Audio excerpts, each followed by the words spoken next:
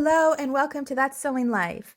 Today we're going to make an egg-shaped mini purse. This is a great, simple, quick project that pays off in cuteness and usefulness. The pattern for this project is available on my blog in the description. Step 1. Select your fabrics and cut out your pattern pieces. The front pocket in one front fabric, one lining fabric, one interfacing or fleece for stability. Main piece is either two pieces of coordinating or the same front fabric and one interfacing or fleece piece. If you're using interfacing, fuse it now. Step 2, time to do round 1 of sewing.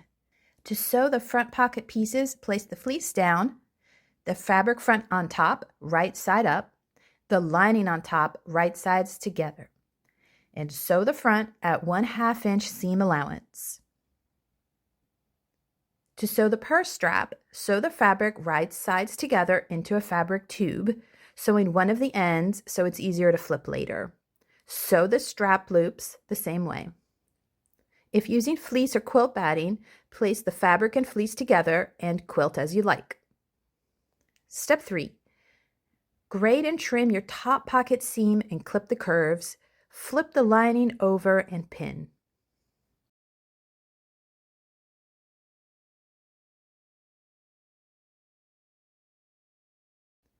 Flip your straps right side out.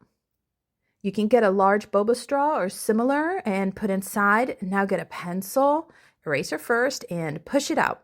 This is super fast and easy peasy DIY method. They sell actual loop turners, and I'll put an affiliate link in the description to some of the ones I've lost but loved.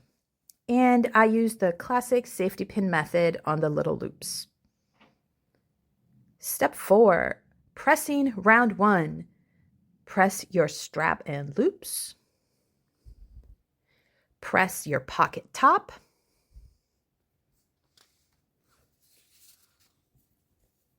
And now step 5, sewing round 2.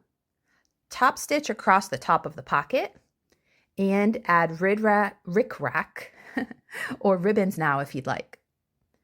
Place your front pocket onto your main piece, right sides up. Pin and baste the edges. Baste the loops to the main back piece as marked, positioning them with the edges out a bit beyond the seam edge and the loops facing into the egg. Step 6. Place your main back piece on top of the egg, right sides together, and pin. Sew the seam at 1/2 inch, starting at the mark on top, going around until the finish mark, and leaving an opening at the top to flip it. Edge stitch the strap on both sides now. You can use an edge stitch foot to keep it nice and even. Step 7. Trim, grade, and notch the edges of the sewed seam. If you trim with pinking shears, you don't need to worry about notching, but both of mine are still lost. So trim the thicker edges shorter than the back piece and snip little notches into the seam allowance, leaving the opening untrimmed. Step 8, pressing round 2. Flip right side out, push out the edges, smoothing out the curves, and press. Now you can stiffen the pressing guide by gluing it to some cardstock or packaging. Press both sides of the opening, turning the seam allowance to the inside and pin carefully together.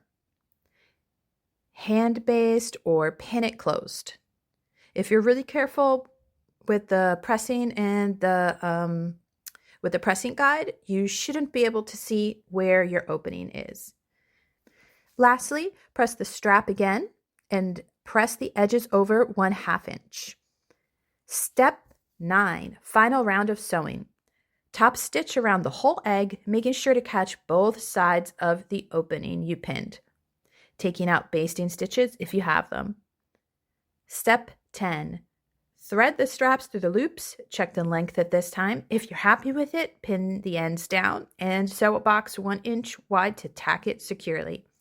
This was designed as a simple sew, but you could add hardware to make it adjustable, or leave one end simply unsewn and tied to the loop to be able to adjust it down the road for a toddler or preschooler. Last step, put the cute plushie inside, and voila! You have your own super cute egg purse to hold a special plushie or a treat. If you like this tutorial, please hit the like button and subscribe to get more videos like this one.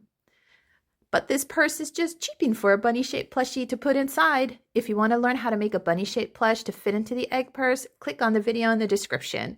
And to get the pattern, check out my blog link in the description. Bye-bye!